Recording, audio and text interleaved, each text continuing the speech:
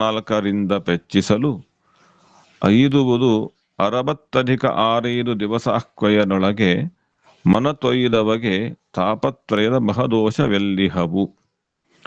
ಈ ಪದ್ಯದ ಅರ್ಥವನ್ನ ತಿಳಿಯುವುದಕ್ಕೆ ಪ್ರಯತ್ನ ಮಾಡ್ತಾ ಇದ್ವಿ ನಿನ್ನೆ. ಒಂದು ಹಂತಕ್ಕೆ ಸ್ಪಷ್ಟ ಆಗಿದೆ. 5 ರೂಪಾತ್ಮಕ ಅಂದ್ರೆ ಪಂಚರೂಪಿ ಭಗವಂತ, ಅನಿರುದ್ಧಾದಿ ರೂಪಿಯಾದ ಭಗವಂತನು ಅಂತ ಅರ್ಥ. 25 ರೂಪದಿಂದ ಇದ್ದಾನೆ ಅಂದ್ರೆ ಒಂದೊಂದು ರೂಪವು 5 ರೂಪ ಅಂತ ಆದಾಗ 25 ರೂಪ. ಹಾಗಿದ್ದಾಗ ಅನಿರುದ್ಧ ಪ್ರದ್ಯುಮ್ನ, ಅನಿರುದ್ಧ ಸಂಕರ್ಷಣ, ಅನಿರುದ್ಧ ವಾಸುದೇವ ಅಂತ ಈ ರೀತಿಯಾಗಿ 5 ರೂಪಗಳು, ಒಟ್ಟು 25 ರೂಪ.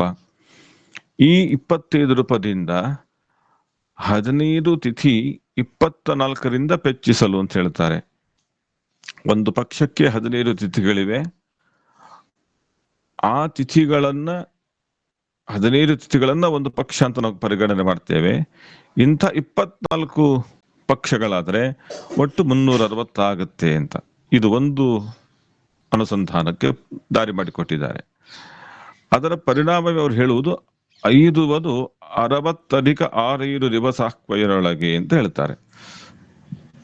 ಪೆಚ್ಚಿಸಲು 25 ಮತ್ತು 15 ತಿಥಿ 24ರಿಂದ ಪೆಚ್ಚಿಸಲು 15 ತಿಥಿಗಳನ್ನ 24ರಿಂದ ಗುಣಿಸಿದರೆ 360 ಆಗುತ್ತೆ ಅಂತ.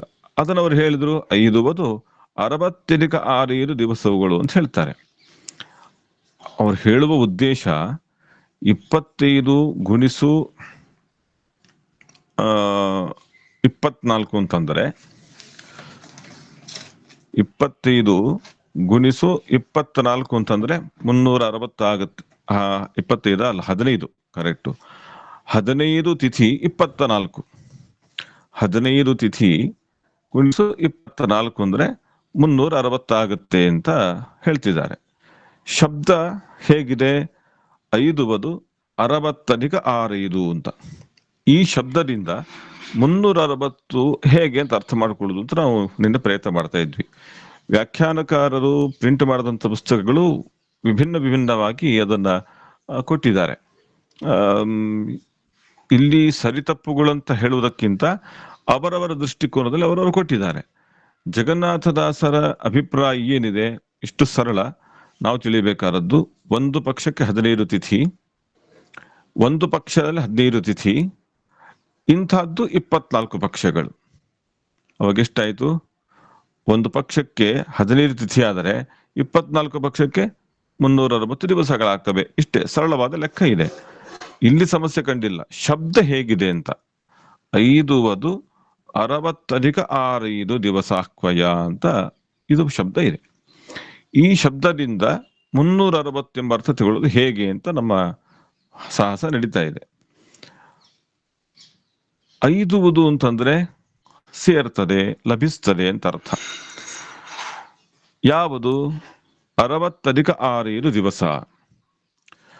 ಯಾವಾಗ ಸೇರ್ತದದು ಸಿಗುತ್ತೆ ಅಂತಂದ್ರೆ 15 ತಿಥಿ 24ರಿಂದ ಪೆಚ್ಚಿಸಲು. 15 ಗುಣಿಸು 24 ಮಾಡಿದ್ರೆ 360 ಸಿಗ್ತದೆ ಅಂತ. 5 ಅಂದ್ರೆ ಹೊಂದುವುದು, ಸೇರುವುದು ಅಂತ ಅರ್ಥ, ಲಭಿಸುವುದು ಅಂತ ಅರ್ಥ. ಆದರೆ 6+6 ಶಬ್ದದಿಂದ 360 ಬರುತ್ತಾ ಅಂತ ಒಂದು ಪ್ರಶ್ನೆ ಸುರಾಯಿತು. ಅದನ್ನ ಅನೇಕ ಮುಖದಲ್ಲಿ ಅದನ್ನ ತೋರಿಸಿಕೊಂಡಿದ್ದಾರೆ. ಆದ್ರೆ ಇದನ್ನು ನಾವು ಯೋಚನೆ ಮಾಡಬೇಕಾದದ್ದೇ. ಸ್ವಲ್ಪ ಕಠಿಣ ಅಂತ ಅನಿಸ್ತದೆ. ಆದರೆ ತಿಳಿಬೇಕಾದಂಥ ಅತ್ಯಂತ ಯಾವ ದೃಷ್ಟಿಕೋನದಲ್ಲಿ ಯಾರು ಹೇಗೆ ಹೇಳ್ತಾರೆ ನಾವು ಅರ್ಥ ಮಾಡ್ಕೊಳ್ಳಿಕ್ಕೆ ಅವಕಾಶಗಳುಂಟು.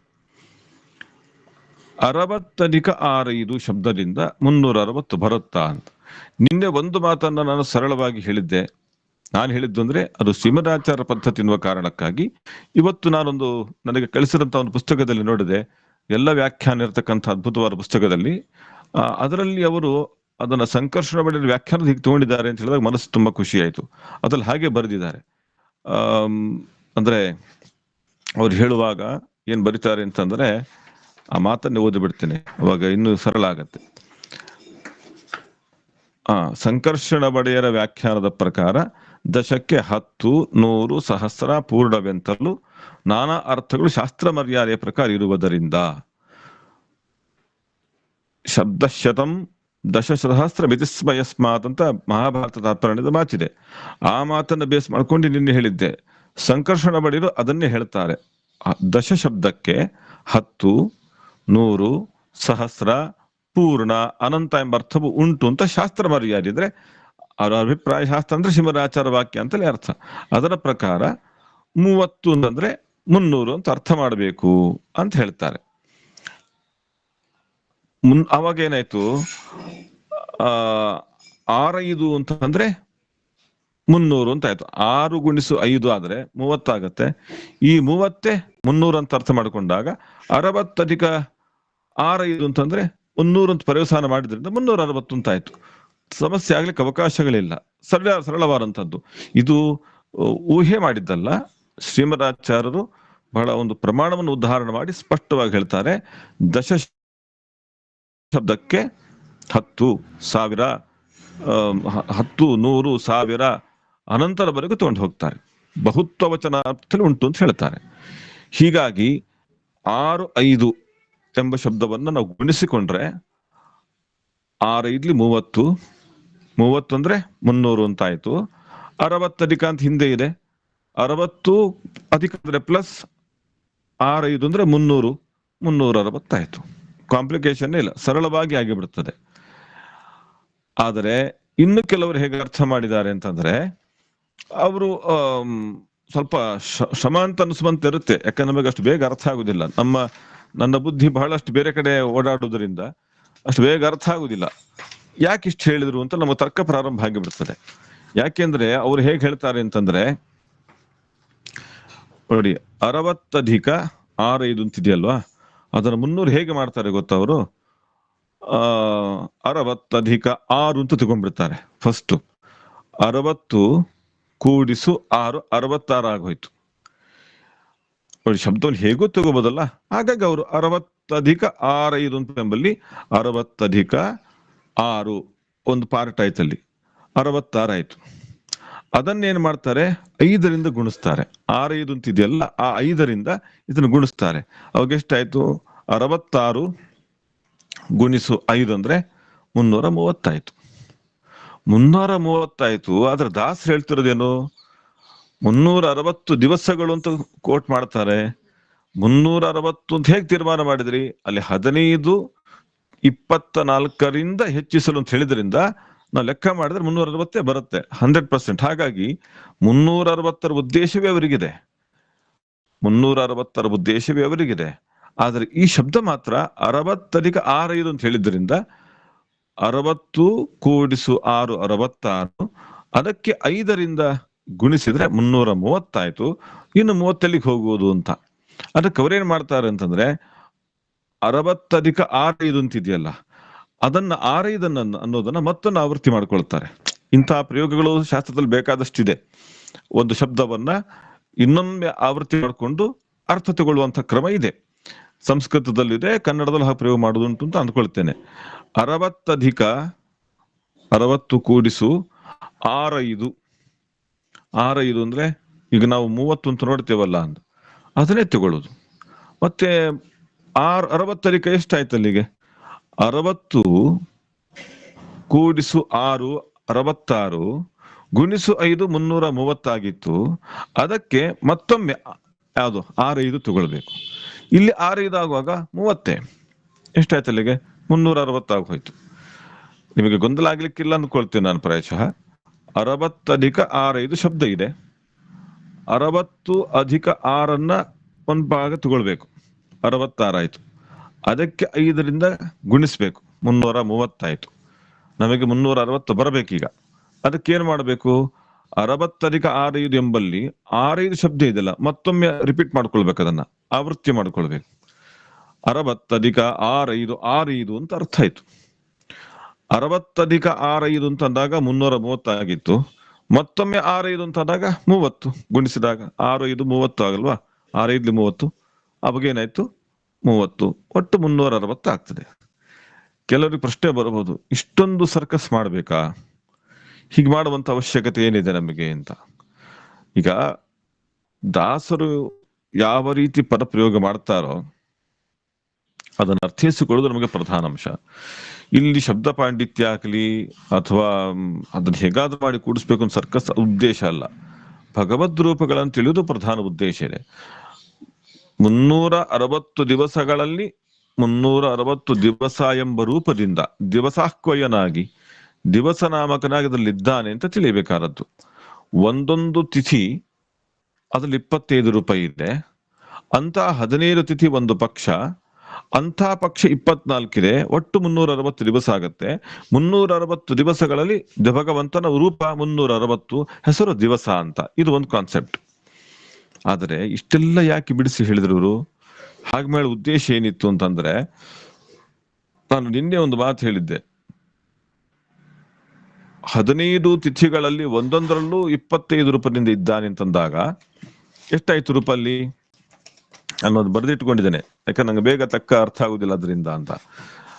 ಅವರು 25 ತಿಥಿಗಳಲ್ಲಿ, ಆ 15 ತಿಥಿಗಳಲ್ಲಿ 25 ರೂಪಾಯಿಂದ ಇದ್ದಾನೆ ಅಂತ. 25 ರೂಪಗಳಿಂದ 15 ದಿವಸ ಇದ್ದಾನೆ ಅಂದ್ರೆ ಎಷ್ಟಾಯ್ತು? 375 ರೂಪಾಯಿ ಆಯ್ತು. 375 ರೂಪಗಳು ಗುಣಿಸು 24 ಅಂದ್ರೆ ಎಷ್ಟಾಗುತ್ತೆ ಅಲ್ಲಿಗೆ? 9,000 ಆಗತ್ತೆ. 9,000 ರೂಪಗಳಾಗ್ತವೆ ಭಗವಂತನ ರೂಪಗಳು. ಅದನ್ನ ಚಿಂತನೆ ಕೊಡ್ಲಿಕ್ಕೆ ಇದನ್ನ ಹೇಳಿರ್ಬೋದು ಅಂತ ಅನ್ಸುತ್ತೆ. ಅಲ್ಲ, ಅದು ಹೇಗೆ ಗೊತ್ತಾಯ್ತು ನಿಮಗೆ? ಇಲ್ಲಿ ಆ ರೂಪ ತಗೊಳ್ಬೇಕು ಅಂತ ಹೇಗೆ ಗೊತ್ತಾಯ್ತು ಅಂತ ಪ್ರಶ್ನೆ ಕೇಳ್ಬೋದು. ಆ ಶಬ್ದವನ್ನ ಬಿಡಿಸಿದಾಗ ಸ್ವಲ್ಪ ಅರ್ಥ ಆಗತ್ತೆ. 5 ಅದು 60 + 6 ಶಬ್ದ ಇದೆಯಲ್ಲ, ಅದನ್ನೇ ನಾವು ಸ್ವಲ್ಪ ವಿಭಿನ್ನವಾಗಿ ಓದುವುದು ಉತ್ತಮ ಪಕ್ಷ ಅಂತ ಅನಿಸುತ್ತೆ ನನಗೆ. 5 ಅಂತಿದೆ, ಹೊಂದುವುದು ಅಂತ, ಅದು ಸರಿಯಾದದ್ದೇ. ಆದ್ರೆ 5 ಶಬ್ದಕ್ಕಿಂತ 5 ಅದು ಹೇಗಾಗುತ್ತೆ ಅಂತಂದ್ರೆ 5 560 ಅಂತ ಪುರಾಣಿಕರು ಬರೀತಾರೆ. 5 ಪುರಾಣಿಕರು ಅವರ ಅಭಿಪ್ರಾಯ ಏನಂದ್ರೆ ಭಗವಂತನ 9,000 ರೂಪಗಳ ಸಂತಾನ ಕೊಡ್ಲಿಕ್ಕೆ ಹೊರಟಿದ್ದು ಅಂತ ಅವರು ಯೋಚನೆ ಕೊಡ್ತಾರೆ 5 ಪುರಾಣಿಕರು. ಆ ಪುಸ್ತಕದಲ್ಲಿ ಹಾಗೆ ನೋಡಿದೆ ನಾನು, ನೀನೊಬ್ರು ಕಳಿಸಿದಾರ ಅದನ್ನ. 5 560 6 ದಿವಸ ಹಾಕುವನೊಳಗೆ ಅಂತ. ಛಂದಸ್ಸಿಗೆ ತೊಂದರೆ ಇಲ್ಲ, ಶಬ್ದಕ್ಕೂ ತೊಂದರೆ ಇಲ್ಲ. ಇನ್ನು ವಿಶೇಷ ಏನಾಯ್ತು ಅಂದ್ರೆ ದಾಸರ ಪ್ರಯೋಗ ಮಾಡಿದಂತಹ 60 + 6 ಇದೆಯಲ್ಲ, ಅಲ್ಲಿ ಏನು ವ್ಯತ್ಯಾಸ ಕಾಣುದಿಲ್ಲ. ಈಗ ಬೇರೆ ಪಾಠದಲ್ಲಾದರೆ ಅಲ್ಲಿ ಬಿಟ್ಬಿಟ್ಟಿದ್ದಾರೆ. ಅವ್ರು ಹೇಗೆ ಹೇಳ್ತಾರೆ ಗೊತ್ತಾ? ಆ ಶಬ್ದವನ್ನ ಅವರು ಪ್ರಯೋಗ ಮಾಡುವಾಗ ಅದನ್ನ 5 60 300 ಅಂತ ಶಬ್ದವನ್ನೇ ಬದಲಿಸ್ಬಿಟ್ಟಿದ್ದಾರೆ. ಅದನ್ನ ತಪ್ಪು ಅಂತ ನಾನು ಹೇಳಕ್ ಹೋಗುವ ಸಮರ್ಥನಲ್ಲ. ಆದ್ರೆ 5 60 300 ದಿವಸಾಹ್ವಯದೊಳಗೆ ಮನ ತೊಯ್ಯದ ಬಗೆ ಅಂತ ಎಲ್ಲಾ ಶಬ್ದ ಕರೆಕ್ಟ್ ಇದೆ. ಮಧ್ಯದಲ್ಲಿ 60 + 6 ಅಂತುಂಟಲ್ಲ, ತೆಗೆದು ಬಿಟ್ಟಿದ್ದಾರೆ. 6 ತೆಗೆದು 300 ಅಂತ ಹಾಕಿ ಬಿಟ್ಟಿದ್ದಾರೆ. ಹಾಗೆ ಶಬ್ದ ಹಾಕಬಹುದಾ ತೆಗಿಬಹುದಾ ನನಗೆ ಗೊತ್ತಾಗುದಿಲ್ಲ. ಅವರು ವ್ಯಾಖ್ಯಾನಕಾರರೇ ಸುಂದರವಾಗಿ ನಿರೂಪಣೆ ಮಾಡ್ತಕ್ಕಂಥವರೇ 360 ಶಬ್ದ ಬರಬೇಕು ಅಂತ ಅವ್ರು ಹಾಗೆ ನೇರವಾಗಿ ಬರೆದಿದ್ದಾರೆ. 5 60 300 ದಿವಸಾಹ್ವಯನೊಳಗೆ ಅಂತ ಪರಪ್ರಯೋಗ ಮಾಡ್ತಾರೆ. ಹಾಗೆ ಹಾಕಿದಾಗ ಛಂದೋಭಂಗ ಆಗ್ತದೆ. ಭಾವಿನಿ ಷಟ್ಪದಿಯ ನಡೆ ಇದೆಯಲ್ಲ, ಅದಕ್ಕೆ ತೊಂದರೆ ಆಗ್ತದೆ. ಶಬ್ದಕ್ಕೆ, ಪ್ರಮೇಯಗಳಿಗೆ, ವಿಷಯಕ್ಕೆ ಎಷ್ಟು ಮಹತ್ವ ಉಂಟೋ ಅಷ್ಟೇ ಮಹತ್ವ ಈ ಭಾವಿನಿ ಷಟ್ಪದಿಗೂ ಮಹತ್ವ ಇದ್ದೇ ಇದೆ. ಕಾವ್ಯ ಆದ್ದರಿಂದ ಕಾವ್ಯಕ್ಕೊಂದು ಫ್ರೇಮ್ ಇರ್ತದೆ, ಅದಕ್ಕೆ ತಕ್ಕಂತಿರ್ಲೇಬೇಕಾಗ್ತದೆ. ಹಾಗಾಗಿ ಛಂದೋಭಂಗ ಆಗದಂತೆ, ಶಬ್ದವನ್ನು ವ್ಯತ್ಯಾಸ ಮಾಡದಂತೆ, ಅರ್ಥ ಪೂರ್ಣ ಬರುವಂತೆ ವಿಚಾರ ಮಾಡ್ಬೇಕಾಗತ್ತೆ. ಇದು ತುಂಬಾ ಕ್ಲಿಷ್ಟ. ಅದಕ್ಕೆ ನಾನು ಹೇಳುದು ಜಗನ್ನಾಥದಾಸರೇ ನಮಗೆ ಅನುಗ್ರಹ ಮಾಡಬೇಕು ಅಂತ. ನನಗೆ ಅನ್ಸಿದ್ದು ಸಂಕರ್ಷಣ ಒಡೆಯರ ವ್ಯಾಖ್ಯಾನ ತುಂಬಾ ಸೊರಸ ಕಾಣ್ತದೆ. ಯಾಕಂದ್ರೆ ಅಲ್ಲಿ ಕಾಂಪ್ಲಿಕೇಶನ್ ಇಲ್ಲ, ಶಬ್ದ ವ್ಯತ್ಯಾಸ ಕಾಣುದಿಲ್ಲ. ಎಲ್ಲಕ್ಕಿಂತ ಹೆಚ್ಚು 360 ಸರಳವಾಗಿ ಬಂದ್ಬಿಡ್ತದೆ. ನಾವು ಹೆಚ್ಚು ಸರ್ಕಸ್ ಮಾಡಬೇಕಾದ ಅವಶ್ಯಕತೆ ಬರುವುದಿಲ್ಲ. 60 + 6 6 ಅಂತ ತಗೊಳ್ಳುವುದಾಗ್ಲಿ ಯಾವುದು ಬೇಕಿಲ್ಲ. 60 + 6 ಶಬ್ದವನ್ನ 6 ಶಬ್ದಕ್ಕೆ 30 ಅಂತ ಅರ್ಥ ಮಾಡಿಕೊಳ್ಳುವುದು. 30 ಅಂದ್ರೆ 300 ಅಂತ ಅರ್ಥ. ಯಾಕೆಂದ್ರೆ ಶ್ರೀಮದಾಚಾರ್ಯ ಹೇಳಿದ್ದಾರೆ, ದಶ ಅನ್ನುವಂಥದ್ದು 100 ಅರ್ಥವನ್ನು ಕೂಡ ಕೊಡ್ತದೆ ಅಂತ. 30 ಅಂದ್ರೆ 3 ದಶಕ ಅಂತ ಅರ್ಥ, ಅಂದ್ರೆ 300 ಅಂತ ಅರ್ಥ. 300 ಆದ್ದರಿಂದ ಪ್ಲಸ್ 60 360 ಆಗೋಯ್ತು, ಸಮಸ್ಯೆನೇ ಇಲ್ಲ. ಹಾಗಾಗಿ ಈ ದೃಷ್ಟಿಕೋನದಲ್ಲಿ ಈ ಸಂಕರ್ಷಣ ಒಡೆಯರ ವ್ಯಾಖ್ಯಾನದಿಂದ ಹೋದ್ರೆ ನಮಗೆ ಸುಲಭ ಅಂತ. ಬೇರೆ ವ್ಯಾಖ್ಯಾನಗಳ ತಪ್ಪು ಅಂತ ಹೇಳಿ ಹೊರಟದ್ದಲ್ಲ, ಹಾಗೆ ಹೇಳಬಾರದು. ಅದನ್ನು ಅರ್ಥಿಸಿಕೊಳ್ಳುವ ಮಟ್ಟಕ್ಕೆ ನಾವು ಹೋಗ್ಬೇಕಷ್ಟೇ. ಆಮ್, ಪಾಠಾಂತರ ಮಾಡೋದಕ್ಕೆ ತುಂಬಾ ಕಷ್ಟ ಅನ್ಸುತ್ತೆ. ಇರುವ ಶಬ್ದವನ್ನ ಅರ್ಥೈಸಿಕೊಳ್ಳಕ್ಕೆ ನಾವು ಪ್ರಯತ್ನವನ್ನು ಮಾಡಬೇಕು. ಮುಖ್ಯ ತಾತ್ಪರ್ಯ ಏನಿದೆ, 360 ದಿವಸಗಳಲ್ಲಿ ಭಗವಂತನ 360 ರೂಪ ಇದೆ ಅಂತ. ಆದ್ರೆ ಟೋಟಲ್ ಒಂದು ವರ್ಷಕ್ಕೆ 360 ದಿವಸಗಳಂತಾದಾಗ ಭಗವಂತನ ರೂಪ ಎಷ್ಟಾಗುತ್ತೆ? 9,000 ರೂಪ ಆಗ್ತದೆ. ಆ 9,000 ರೂಪಾಯಿಗಳ ಅನುಸಂಧಾನಕ್ಕಾಗಿ ಇದನ್ನು ಕೊಟ್ಟಿದ್ದಾರೆ ಅಂತ ಅನಿಸುತ್ತೆ ನನಗೆ. ಅದು ಎಲ್ಲಿ ಸಾಧ್ಯ ಆಗುತ್ತೆ ಅಂದ್ರೆ, ಪುರಾಣಿಕರು ಹೇಳಿದ ಪ್ರಕಾರ ಹೋದ್ರೆ ಅದು ಸರಳವಾಗಿ ಕಾಣುತ್ತೆ ಅಂತ ಅನಿಸುತ್ತೆ. ಹೇಗೆ ಗೊತ್ತಾ? 5,560 ಅಧಿಕ 6,5 ದಿವಸ ಕೊಯ್ಯನೊಳಗೆ ಅಂತ ನೋಡಿದಾಗ, ಐದುವ ಐದುವನು ಅಂದ್ರೆ ಹೊಂದುವನು, ಸಿಗುವನು ಅಂತ ಅರ್ಥ. ಐದುವ ಆಯ್ತು. 560 ಅಧಿಕ ಅಂತಾದಾಗ 560 ಅಧಿಕ 560 ಅಂತಂದ್ರೆ ಎಷ್ಟಾಯ್ತು? 560 ಅಂತಂದ್ರೆ ಎಷ್ಟಾಗುತ್ತೆ? 560 ಅಂತಂದ್ರೆ 300 ಆಗ್ತದಲ್ವಾ? 300 ಆಗತ್ತಲ್ವಾ? ಕರೆಕ್ಟ್, 300 ಆಯ್ತು. ಆಯ್ತಾ? ಅದಕ್ಕೆ 6,5ರಿಂದ ಗುಣಿಸಿ ಎಷ್ಟಾಯ್ತು? 6,5 ಅಂದ್ರೆ 30 ಇದೆ ಆಲ್ರೆಡಿ ಅಲ್ವಾ? 6,5 ಅಂದ್ರೆ 30 ಇದೆ. 30ರಿಂದ ಗುಣಿಸ್ಬಿಟ್ರೆ 9,000 ಆಗೋಯ್ತು ಅಲ್ವಾ? 5,560 ಅಧಿಕ 6,5 ದಿವಸ ಕೊಯ್ಯನೊಳಗೆ ಅಂತಂದಾಗ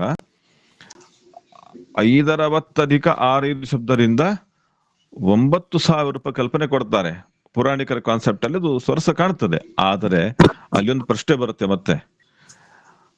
ಅಲ್ಲಿ 9,000 ದಿವಸ ಕೊಯ್ಯ ಅಂತ ಇಲ್ಲ ಅಲ್ವಾ? ದಿವಸ ಕೊಯ್ಯ ಅಂದ್ರೆ ದಿವಸ ಎಂಬ ರೂಪದಿಂದ ಇರ್ತಾನೆ, ದಿವಸ ಎಂಬ ಹೆಸರಿಂದ ಇರ್ತಾನೆ ಅಂತ ಇದೆ. ಅಲ್ಲಿ 9,000 ದಿವಸ ರೂಪ ಅಲ್ಲ, ಅದು ತಿಥಿಗಳ ಒಳಗಿರ್ತಕ್ಕಂತಹ ರೂಪಗಳು 25 25 25 ತರ ಅಲ್ವಾ? 9,000 ರೂಪಗಳು ದಿವಸ ಅಂತ ಕರೆಯಲ್ಪಡ್ತೇನೆ ಅಂತಂದ್ರೆ ಓಕೆ, ಅದು ಪ್ರಾಬ್ಲಮ್ ಇಲ್ಲ, ಅದೇ ಅರ್ಥವನ್ನ ಹೇಳ್ಬೋದು. 360 ದಿವಸ ರೂಪನಾಗಿರ್ತಾನೆ ಅಂತ ಅವ್ರಿಗೆ ಕೊಟ್ಟ ರೂಟ್ ಯಾವುದು? 15 ತಿಥಿ 24ರಿಂದ ಹೆಚ್ಚಿಸಲು ಅಂತ ಅವರು ರೂಟ್ ಕೊಟ್ಬಿಟ್ಟಿದ್ದಾರೆ. ಲೆಕ್ಕದ ರೂಟ್ ತೋರಿಸ್ಕೊಟ್ಟಿದ್ದಾರೆ ಅವರು ಜಗನ್ನಾಥರಾಜರು. 15 24ರಿಂದ ಹೆಚ್ಚಿಸಲು ಅಂತ ಹೇಳಿದ್ರಿಂದ ಗುಣಾಕಾರದ ಪರಿಕಲ್ಪನೆ ತೋರಿಸಿಕೊಟ್ಟಾಗಿದೆ ದಾಸರು. ಅದನ್ನ ವ್ಯತ್ಯಾಸ ಮಾಡ್ಲಿಕ್ಕೆ ಬರೋದಿಲ್ಲ ನಾವು. ಅದನ್ನ ಮಾಡಿದಾಗ 360 ಬರಬೇಕು ನಮಗೆ.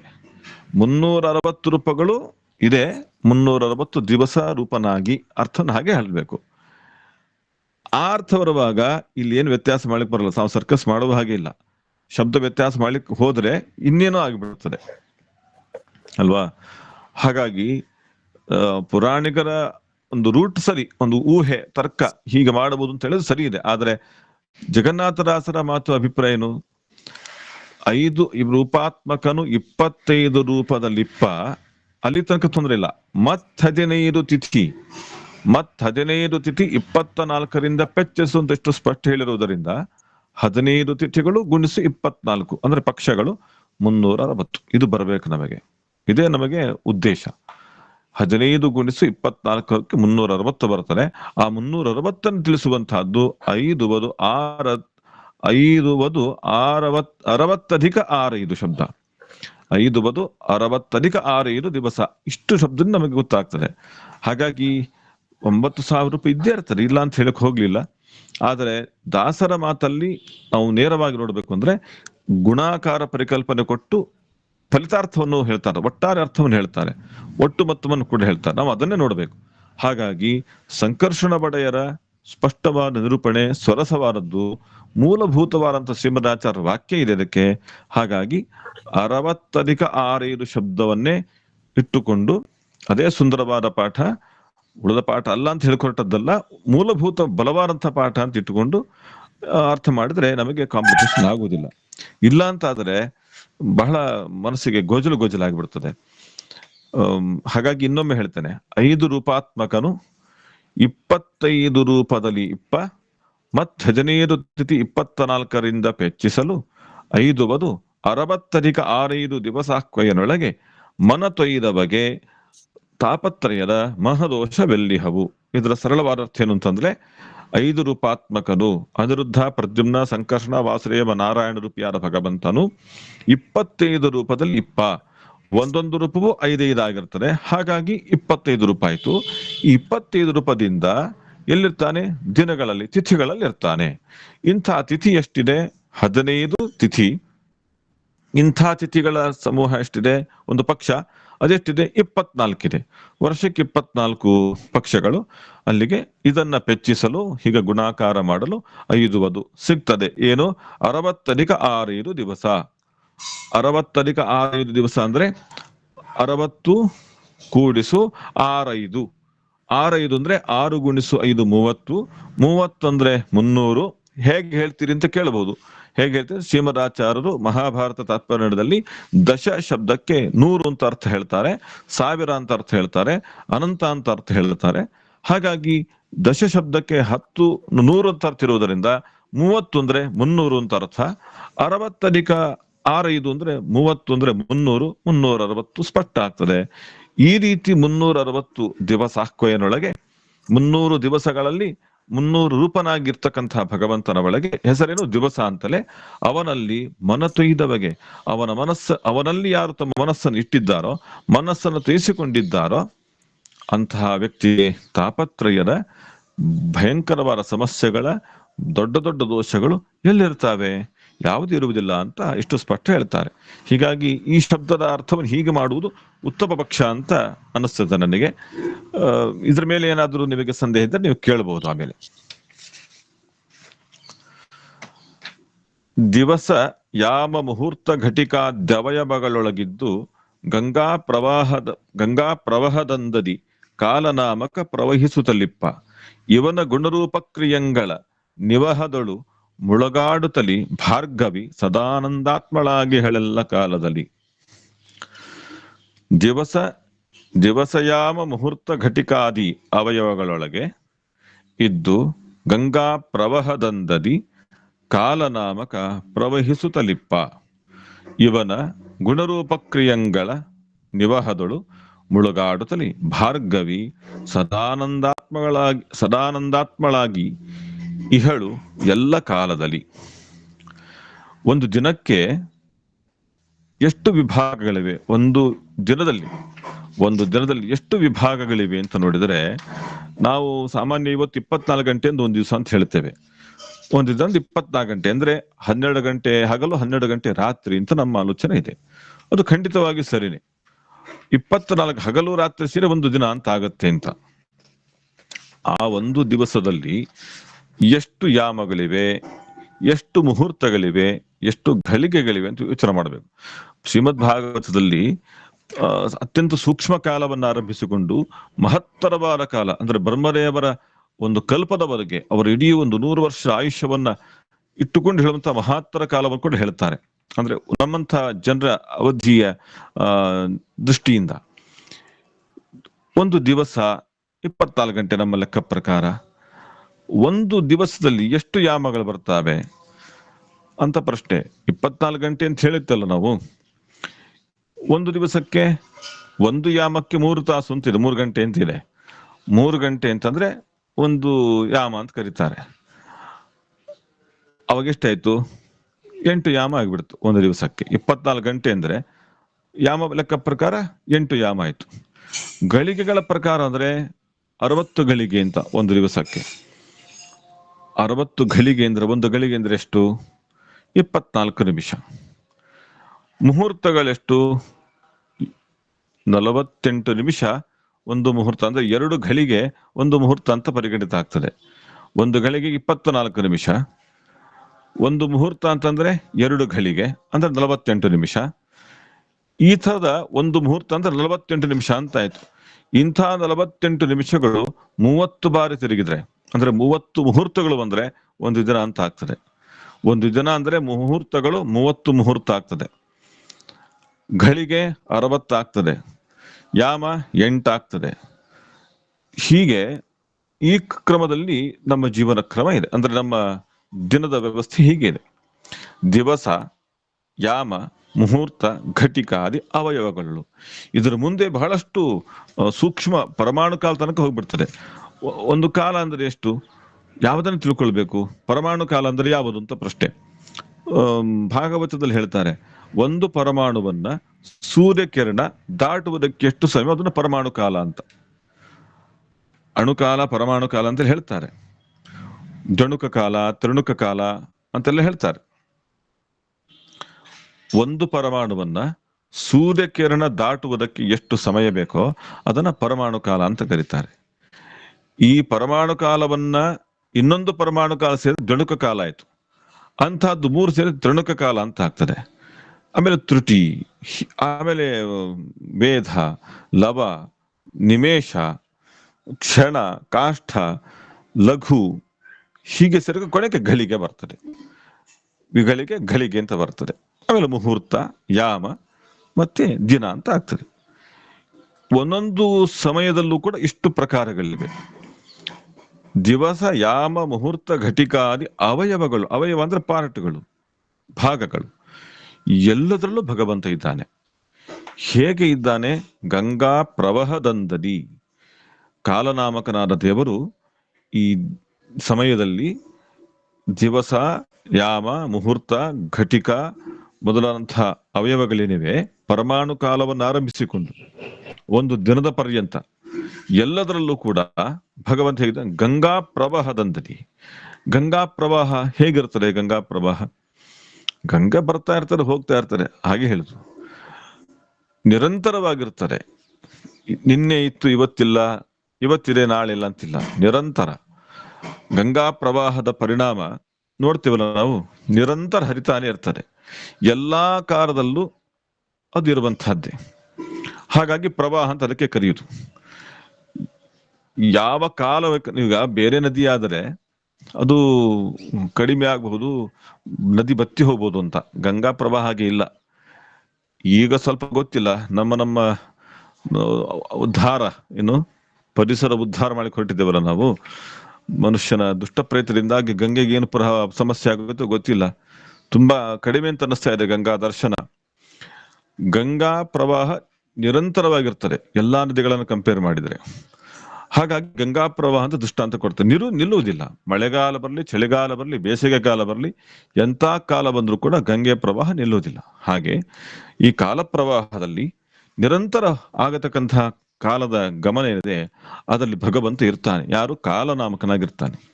ಪ್ರವಹಿಸುತ್ತಲಿಪ್ಪ, ಅವನು ನಿರಂತರ ಹೋಗ್ತಾ ಇರ್ತಾನೆ.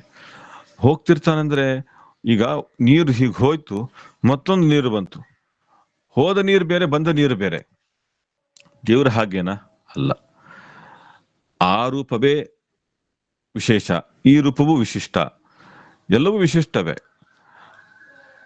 ಗತಿಸಿದಂತಹ ಕಾಲ ಅಂದ್ರೆ, ಈಗ ನಿನ್ನೆ ಒಂದು ದಿನ ಹೋಯ್ತಲ್ಲ, ನಿನ್ನೆ ತಿಥಿ, ನಿನ್ನೆ ದಿನ ಅಂತ ಒಂದು ಗತಿಸಿದೆಯಲ್ಲ, ಅದ್ರಲ್ಲೇ ಒಂದು ಭಗವಂತ ರೂಪ ಇದೆ. ಇವತ್ತೊಂದು ರೂಪ ಇದೆ, ನಾಳೆ ಒಂದು ರೂಪ ಇದೆ. ಈ ತಿಥಿಗಳು ಹೋಗ್ತಾ ಇರ್ತವೆ, ದಿನ ಹೋಗ್ತಾ ಇರ್ತದೆ. ಶುಕ್ರವಾರ ಹೋಯ್ತು, ಶನಿವಾರ ಬಂತು, ಭಾನುವಾರ ಬರುತ್ತೆ, ಇದು ಕಂಟಿನ್ಯೂಸ್ ಹೋಗ್ತಾ ಇರ್ತದೆ. ದೇವರು ಆ ರೂಪದಲ್ಲಿ ಇರ್ತಾನೆ. ಹಾಗಾದ್ರೆ ಅದು ಹೋಯ್ತಾ? ಅದು ಹೋಗುದಿಲ್ಲ, ಅವನು ಹೋಗುದಿಲ್ಲ.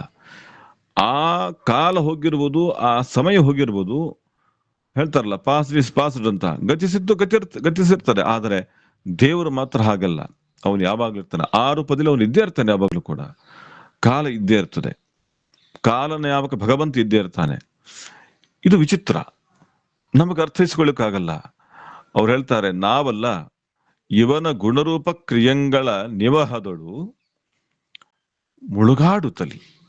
ದೇವರ ಈ ವಿಚಿತ್ರವಾದ ಕಾಲ ನಿಯಮನ ಒಂದು ವ್ಯವಸ್ಥೆ ಇದೆಯಲ್ಲ ದೇವರದ್ದು, ಅವನ ರೂಪ ಆಗ್ಲಿ, ಅವನ ಕ್ರಿಯೆಗಳು, ಅವನ ಲೀಲೆಗಳು, ಇದನ್ನ ನೋಡ್ತಾ ಇದ್ರು. ನಿವಹ ಅಂದ್ರೆ ಸಮೂಹ, ಇದು ಪ್ರವಾಹ. ಈ ಪ್ರವಾಹದಲ್ಲಿ, ಸಮೂಹದಲ್ಲಿ ನೋಡ್ತಾ ನೋಡ್ತಾ ಮುಳುಗಿ ಬಿಟ್ಟಿದ್ದಾರಂತೆ ಲಕ್ಷ್ಮೀ ದೇವಿಯರು. ಭಾರ್ಗವಿ ಅಂತ ಹೇಳ್ತಾರೆ.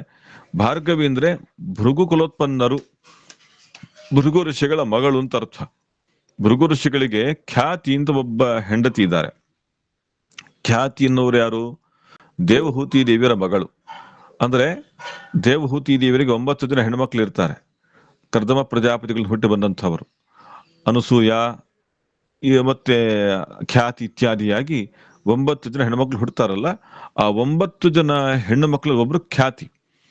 ಅವರಲ್ಲಿ ಹುಟ್ಟಿ ಬಂದಂಥವ್ರು ಲಕ್ಷ್ಮೀ ದೇವಿ. ಹುಟ್ಟಿ ಬಂದದ್ದು ಅಂದ್ರೆ ನಮ್ಮಾಗಿ ಹುಟ್ಟಿದ್ದು ಅಂತ ಅರ್ಥ ಅಲ್ಲ. ದೇವರು ಹೇಗೆ ಅವತಾರ ಮಾಡುವಾಗ ಸಚ್ಚಿದಾನಂದಾತ್ಮಕವಾದ ದೇಹದಿಂದ ಬರ್ತಾನೋ, ಅಪ್ರಾಕೃತ ಶರೀರಿಯಾಗಿ ಬರ್ತಾನೋ, ಅದೇ ತರ ಅವರು ಕೂಡ ಬರ್ತಾರೆ. ಅದಕ್ಕೆ ಅವರು ಆ ಮಾತನ್ನು ಹೇಳ್ತಾರೆ, ಭಾರ್ಗವಿ ಸದಾನಂದಾತ್ಮಳು. ಸದಾನಂದಾತ್ಮಳು ಅಂದ್ರೆ ನಿರಂತರ ನಿರ್ದುಷ್ಟವಾದ ಆನಂದವೇ ದೇಹವಾಗಿ ಉಳ್ಳು. ಆತ್ಮ ಅಂದ್ರೆ ದೇಹ, ದೇಹವಾಗಿ ಉಳ್ಳವರು. ಎಂಥ ದೇಹ? ಚಿದಾನಂದಾತ್ಮಕವಾದ ದೇಹ. ಅದು ನಮ್ಮಂತೆ ಪ್ರಾಕೃತ ಶರೀರ ಅಲ್ಲ. ಭೃಗು ಋಷಿಗಳ ಖ್ಯಾತಿ ದೇವಿಯರ ಮಗಳಾಗಿ ಬಂದಂತಹ ಲಕ್ಷ್ಮೀ ದೇವಿಯರು ಸದಾನಂದಾತ್ಮಳಾಗಿ ಹೇಳು, ಅಪ್ರಾಕೃತ ಶರೀರವಾದ ಆನಂದಾತ್ಮಕವಾದ ದೇಹವುಳ್ಳವರವರು. ನಮ್ಮ ಥರ ಪ್ರಾಕೃತ ಶರೀರ ಅಲ್ಲ, ಎಲ್ಲ ಕಾಲದಲ್ಲಿರ್ತಾರೆ.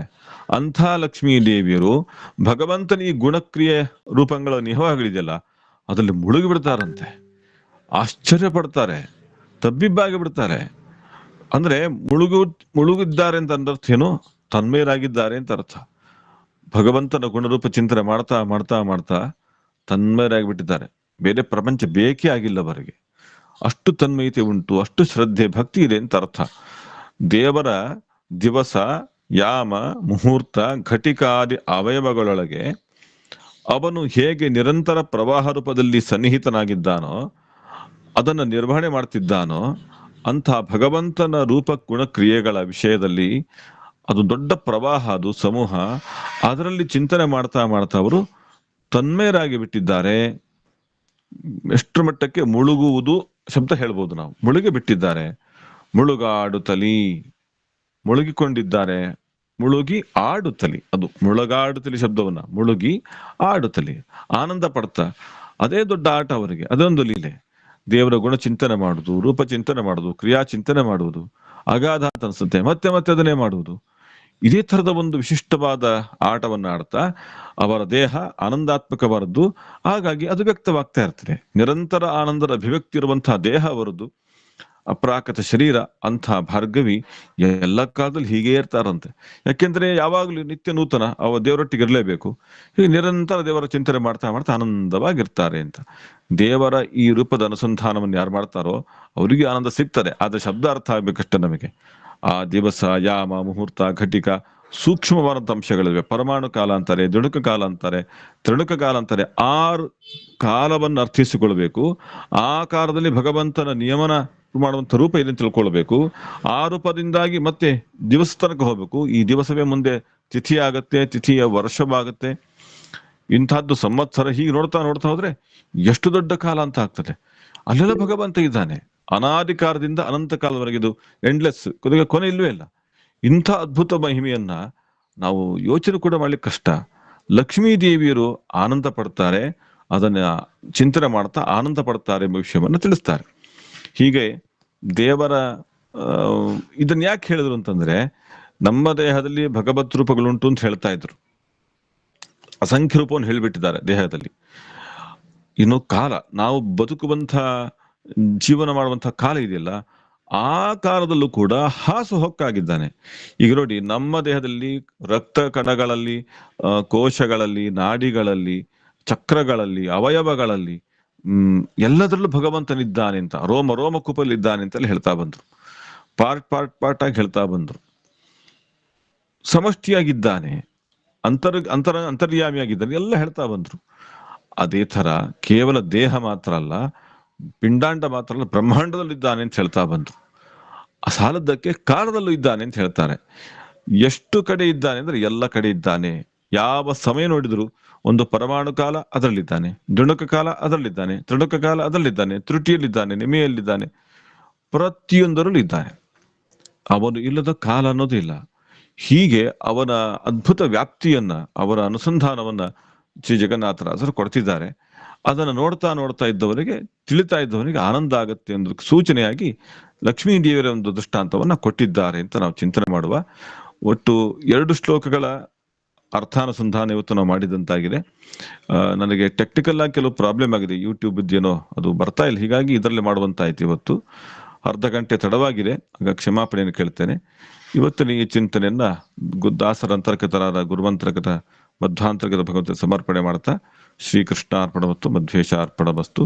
ಹರಿಕಥಾಮೃತಸಾರ ಗುರುಗಳ ಕರುಣದಿಂದ ಪನಿತು ಪೇಳುವೆ, ಪರಮ ಭಗವದ್ ಭಕ್ತರಿದನಾದರದಿ ಕೇಳುವುದು.